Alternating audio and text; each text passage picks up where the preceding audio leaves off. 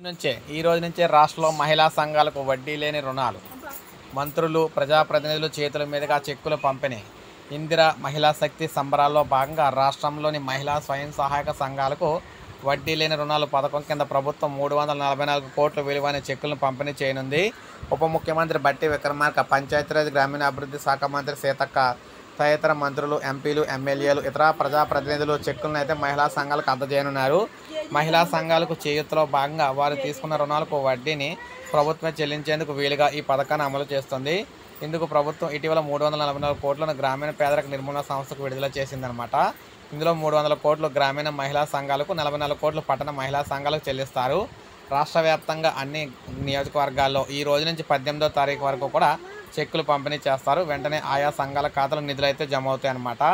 ఇక ప్రమాద బీమా, రుణ బీమా చెక్కులు కూడా సైతం అయితే పంపిణీ చేయబోతున్నారు. వడ్డీ చెల్లింపుతో పాటు మహిళా సంఘాల సభ్యులకు అమలు చేసిన ప్రమాద, రుణ బీమా పథకాల చెక్కులు కూడా పంపిణీ చేస్తారు. మహిళా సంఘాల సభ్యులు ప్రమాదవశాత్తు చనిపోతే బీమా పథకం కింద ఆమె కుటుంబానికి 10 లక్షలు, రుణాలు తీసుకున్న వారు చనిపోతే వారి పేరిట ఉన్న రుణ మాఫీ అమలు చేస్తారు. ఏడాదిన్నరగా రాష్ట్రంలో చనిపోయిన 385 మంది సభ్యుల కుటుంబాలకు ప్రమాద బీమా, 2502 మంది కుటుంబాలకు రుణ బీమా చెక్కులు అయితే శనివారం అయితే పంపిణీ చేయబోతున్నారు అన్నమాట ఈరోజు. సో ఇది మనకు తాజా సమాచారం. 18 వరకు మహిళలకైతే రుణాల చెక్కులు అయితే పంపిణీ చేస్తున్నారన్నమాట. సో ఇది అప్డేట్. ఒక లైక్ చేయండి, సబ్స్క్రైబ్ చేసుకోండి, మన ఛానల్ సబ్స్క్రైబ్ చేసుకోండి.